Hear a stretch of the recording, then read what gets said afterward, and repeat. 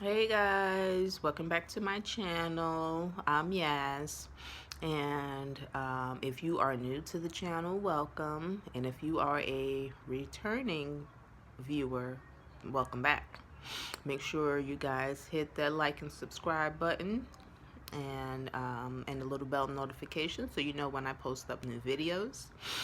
Today's video is going to be like a little advice kind of video.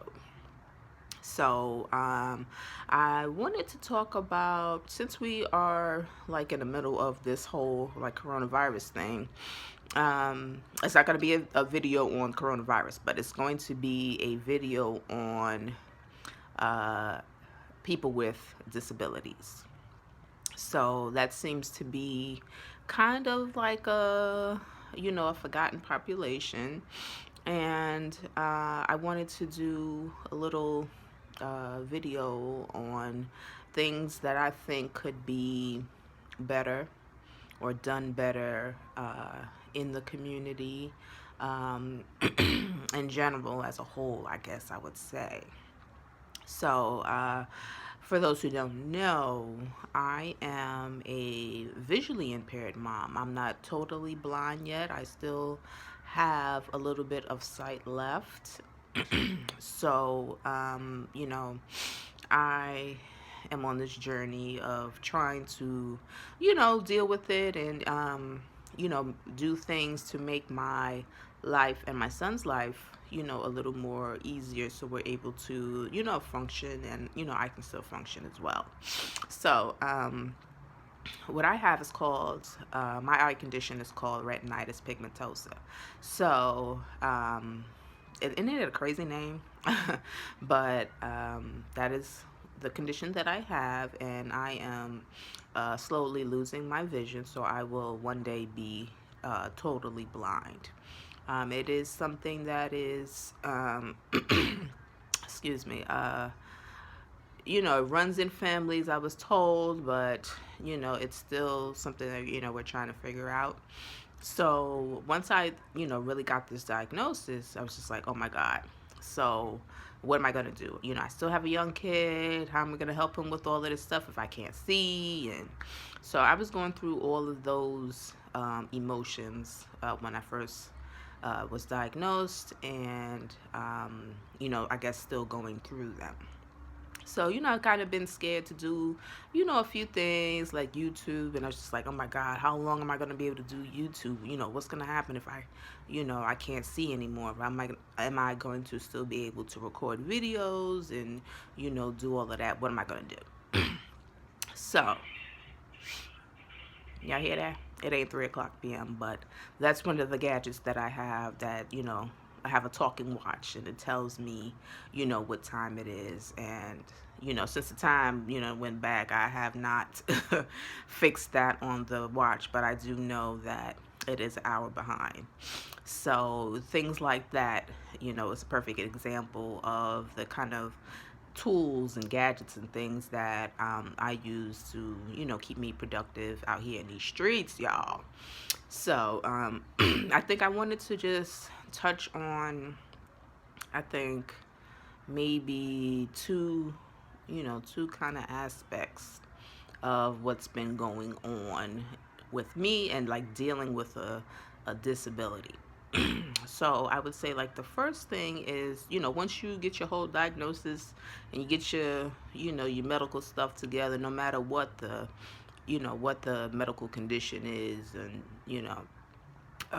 once you get that kind of stuff together, then you move on to the next thing with your, building a support system, and who's gonna help you, and all of that kind of stuff. So me, I've always been an independent kind of person, and I'm gonna, try everything I can do until I can't do it anymore. So I do have a now teenager, so he's been on the journey too. So, that is important to understand, as how it affects you, but also how it will affect the family and people around you, your friends, and all of that. So I'm going to kind of say, I've noticed a few things about how people have been reacting to it. So, there's blind people in the world every day, and they still, are able to move around and, function. And then there's others that, not so much. I do, you know, have someone in my family who's also, well, who is totally blind now. So, but that happened to this person like late in life. So, they were not raising small kids at that time. They still was productive and worked and took care of their family and everything. So, their blindness happened to them later in life, whereas mine is happening like in the middle. In the middle. So,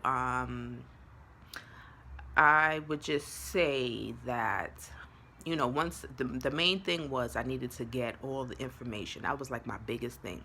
Where can I go to get all of the information? After I got all my medical, I know where to go to doctors if something's going on. I know where to go to.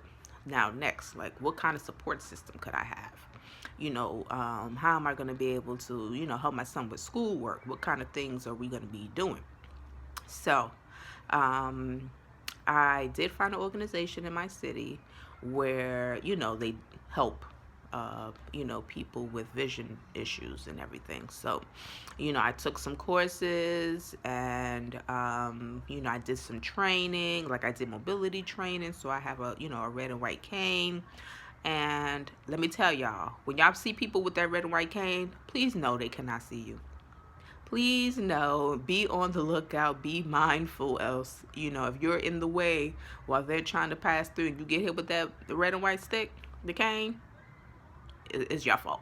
Because that is a universal symbol to let people know that, they have a visual impairment. So, and they can't see you. Or for whatever reason they carrying it, they just can't see you. So, please be mindful of that. So, um, what else? Let me see. So, like I said, I took some training. Like I did mobility training, so I practiced outside in the street with the cane, and I, learned how to cross streets and all of that kind of stuff. So, I'm able to, still go out if I need to go out by myself. Um, I did have, a home attendant to help me through my trainings and everything. So she accompanied me a few places and saw how she had to work with someone who has a visual impairment. So usually there a lot of people don't know how to work with someone who can't really see. So, let me tell you, I've seen so many different kind of interactions. It's just so sad, but and that's because they may not know. So, you can't chalk it up to ignorance all the time. So it may just be that they do not know or they were not taught. So, but as far as like if I'm out eating and I need a napkin or I need some utensils, and there's certain things that I cannot see, like I can't really do anything white. So if you have white plastic silverware and you put it on a white table, that's hard for me to see. So I can't find it. And trust me, I've been in a lot of places where I'm just like, my hand is all over the table trying to find, silverware. And, it could be right there, but for me, I can't see. So, so things like that. So, there's just things that, as you go through life, as you come across situations, and I looked at it as that, as I'm coming across certain situations, how am I going to deal with it? And I think, like, again, my biggest one was like my son with school. Now, he doesn't have any problem, seeing, so he can see.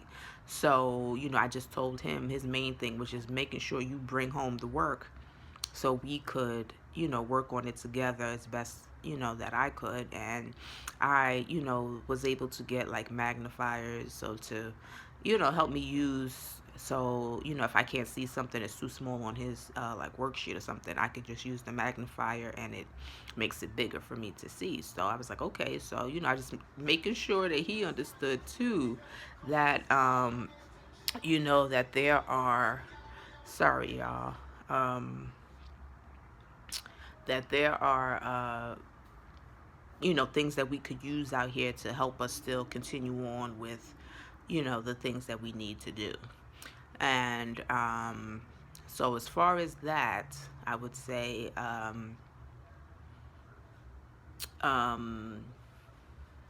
what would I say? Sorry, trying to see, see stuff I gotta deal with, stuff I gotta deal with. Well, anywho, so I was trying to turn the TV down, but I can't do that and film too. So if it's too bad, then I'll re-record. But otherwise, it's okay. Sorry, y'all. Sorry, y'all. But blind folk problems. So let me see what else. So dealing with school with them, dealing with the teachers. That was another thing that I noticed that I really had some issues with was how the teachers were going to communicate with me. And some at his school were okay, but others they just really didn't care. And I can't expect them, there's so many kids and their parents too, but I noticed that at his school that there wasn't anybody with a physical disability there. So that kind of was something that I noticed and was real important. So I was just like, okay, so I guess maybe they don't have no experience with people with disabilities at that school, because there was none there that I have ever seen, I should say. And so we're just dealing with it the best way we can. And but moving on to, I would say, the next kind of piece of advice is about friends and your support system. So I know in my experience, I've been letting my friends know what's really been going on, and they follow, they kind of keep up for the most part, as from what I can tell. And they, when you get something that's kind of, well, when you tell somebody something that's kind of a little devastating, then you have to give them time to work through their feelings, like, oh my God, how is this going to happen? Why is it happening? And what about so and so? So, they have to go through those same feelings and emotions and stuff too. So you got to give them time to do it. And as long as you have a plan, to make them feel, comforted that, okay, yeah, there is something that you are doing to help you, and that way your life is not going to be like a going down the drain kind of thing, so that you are able to function. So I did let my friends know that, okay, yeah, this is the diagnosis I got, unfortunately, and I'm dealing with it. We went to counseling, did all of that kind of stuff, and now I was in the middle of preparing myself with learning new skills, so I could function as somebody who was losing their vision. So that's still a work in progress. Everybody got their things going on in their life, and same with family. But as long as I would say, to kind of wrap things up, I know it's all over the place, but to wrap it up, I would say, when you're dealing with somebody, in your family or friends or co-workers or something, and somebody with a disability, that make sure you I know, because you can't control everybody else, but you only can control you. Make sure that you are mindful, that you are compassionate, that have a little patience with the person, no matter what they're dealing with.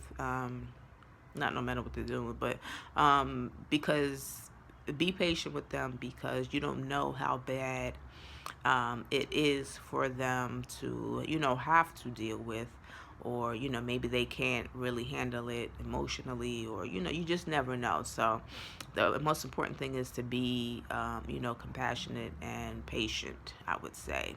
And if you could be a support to somebody, then please do so.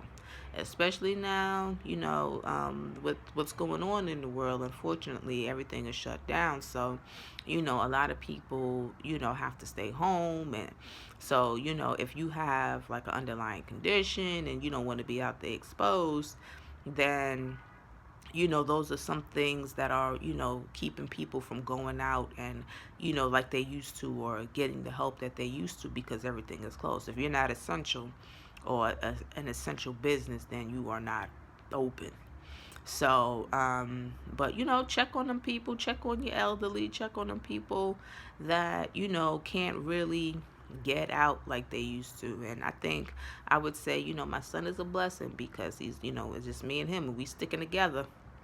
And he's helped me a lot outside, and making sure that we get the right things, and I don't get hurt out in the street, and he don't get hurt out in the street, and that we are doing what we need to do, and then we hurry up and get back home. So but I just wanted to come on in and say, yeah, don't forget about those people who are in the minority, like I said, the elderly, people with disabilities, because we need help too. Y'all hear that? We need help too. So, again, just stay safe and take care. Peace.